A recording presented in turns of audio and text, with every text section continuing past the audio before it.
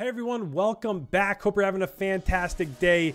We now have 1 week's worth of online qualifiers in the books. We have also had the Kickoff Classic. So the last time we did one of these power rankings was right before the Kickoff Classic. So we have had a little bit of online matches. We've had a few LAN matches now to go off of that should start shaking our tier list into what we might see at least throughout the first major here. So without further ado, we're gonna go ahead, we're gonna bring up our graphic and we're gonna get into our first team, which is gonna be the bottom of the C tier.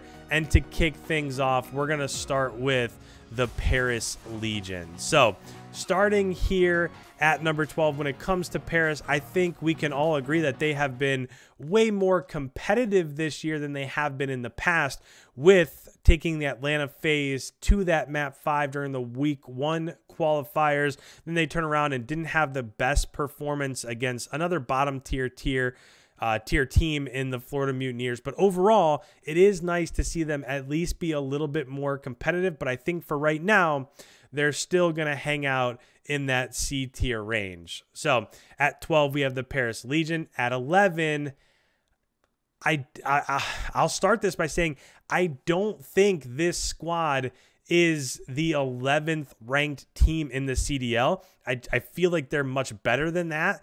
But based off of the performances that they've had so far, I'm really struggling to put them above some other teams that have had some impressive victories. So with that, at number 11, I'm going to put Optic Texas. Now, again, I want to stress this.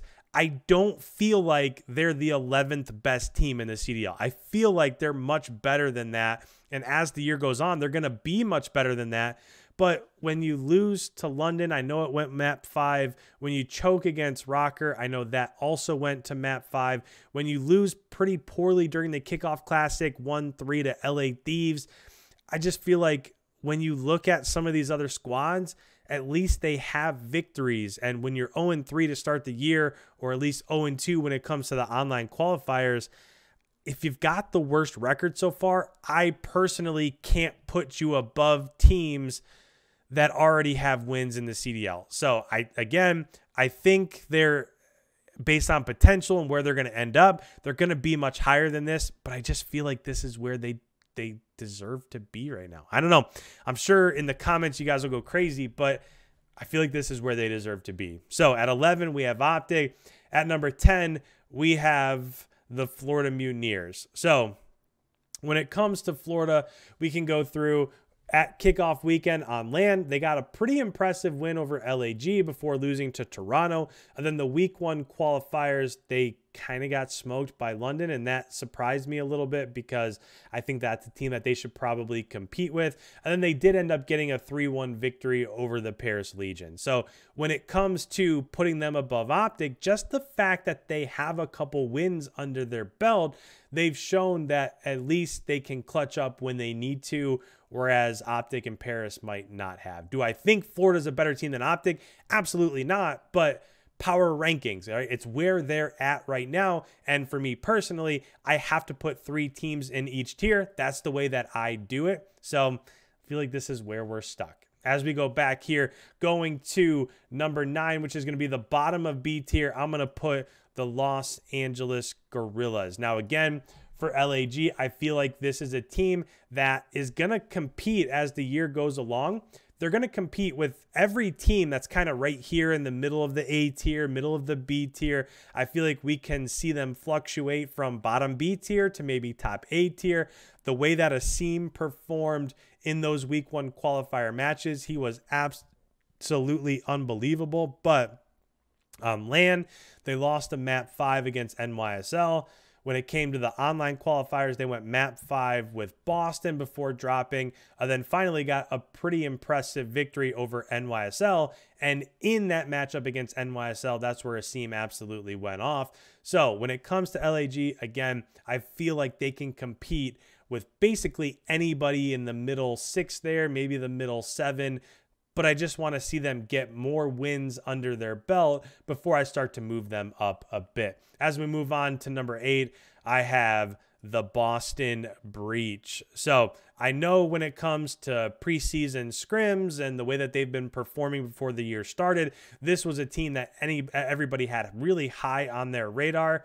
But I just want to see it more before I start moving some of these teams up. When it comes to Boston, they lost the first match against NYSL of that kickoff weekend LAN, and they ended up getting bounced. And then with the online qualifier, they got a 3-2 win in map 5 over LAG. So that's why I have them over LAG at the moment. But again, this seems like a squad when you think of two vets that this might be their last shot in TJ and Methods. They've been playing pretty well. You put them with a couple players from the AM scene when it comes to Capsidal and Nero. And I just feel like this squad has shown, especially in preseason scrims, that they can compete with the best. I just, now that it counts, I want to see them actually do so. So at number 8 right there, I have the Boston Breach. And the last team that I'm going to put at the top of B tier is the Minnesota Rocker. So again, this is another squad that I feel like this also holds true with Minnesota, right? I said this with LAG. This is another squad that can compete with maybe not so much like the top 2 teams, maybe not with Toronto yet, maybe not with a couple others that are up there, but all these teams that are right in the middle, I feel like it's going to be a coin flip, at least right now. When it comes to Minnesota, they're starting this year kind of as a 2-3-5 team, just like we saw at the beginning of Black Ops Cold War. It's what they were known for at the beginning of the last CDL season. And they're kind of doing that again right now. So when it comes to Minnesota, yes, they got 3-0'd by NYSL at Kickoff Classic, but they did get a pretty nice comeback victory against Optic. So I feel like this is a team that can fluctuate. Maybe some people would have Boston or LAG above them. But as we go into the week 2 matches, they're going to have 2 matches here, one against Seattle, and I think the other match is against London. So those are really important matches for them, and it's going to give us a little bit better idea where they should be moving forward. As we move into the A tier, which is going to be our top 6, at number 6, I'm going to put the New York Subliners. So if we go through and we talk about how their first few matches have went, when it comes to the online qualifiers, yes, those did not go their way. And I think everybody would agree that we didn't quite get the performance from NYSL that we would be expecting out of them, but they did play pretty well during the kickoff weekend. So I'm kind of maybe putting a little bit more emphasis on those matches from the kickoff weekend, earning a win over Boston, earning a win over Minnesota. And then they ended up getting bounced by Seattle, but that was a competitive match too. So for me, I know they're 0-2 from the online qualifiers, but when I place a little bit more emphasis on how they performed on LAN, I think that this is a squad that's going to figure it out. How could they not figure it out based on the leadership they have with Clay and Krim?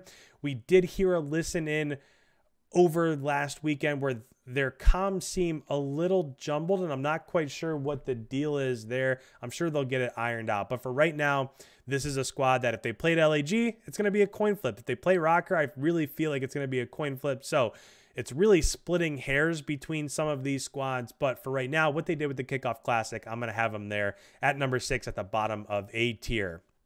As we move along here, team number 5, I have the Los Angeles Thieves. And when it comes to LA Thieves, I'm telling you, this is going to be a squad that I think you're going to have to watch out for, because I think when it comes to potential, this LA Thieves squad can be as dangerous as anybody. So kickoff weekend, got a much-deserved win over Paris, came back, got a really, a pretty dominant win over Optic before finally losing to Toronto in map 5.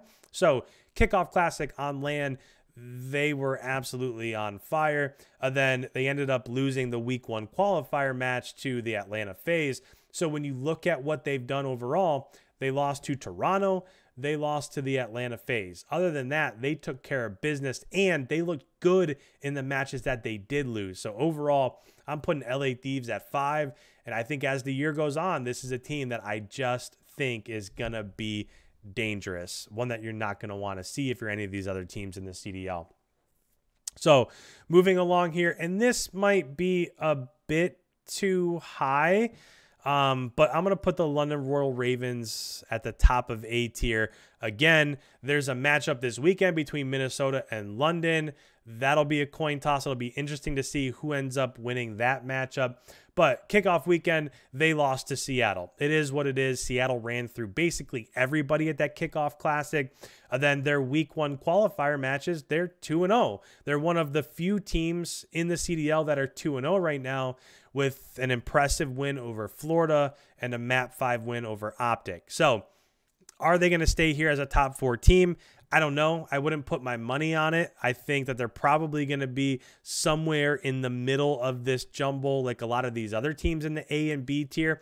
But just based off the fact that they're one of the few undefeated teams in the league, and when it came to the Kickoff Classic, they played Seattle, who might be the best team in the league right now, at least what they've shown.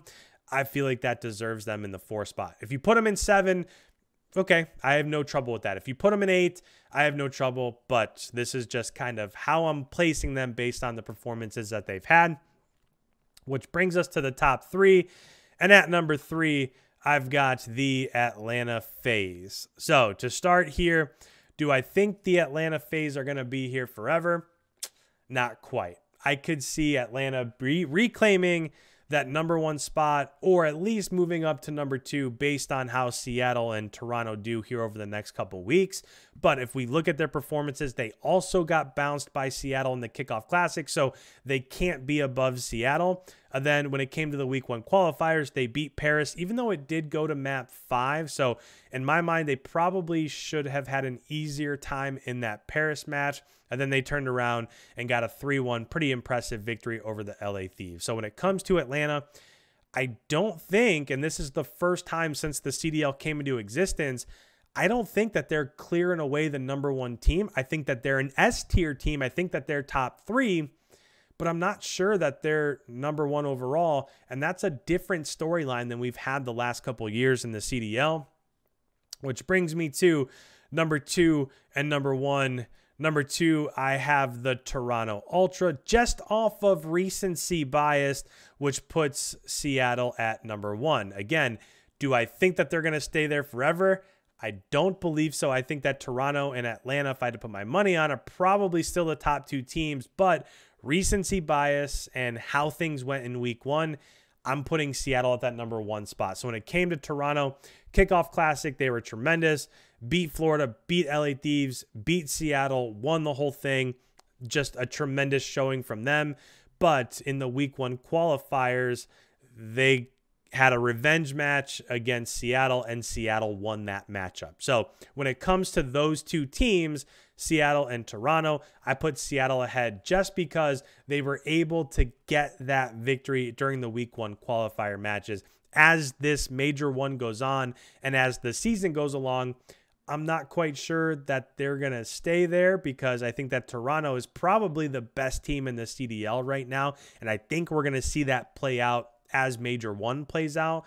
But you can't argue with the fact that so far, Seattle has beat London, Atlanta, NYSL actually twice on land and online. Then they lost the championship to Toronto and then beat them during the week 1 qualifiers to get revenge. So overall, when I look at this list, I think what's happening in the middle, I think honestly anywhere from London to Optic could completely be jumbled here over the next couple weeks.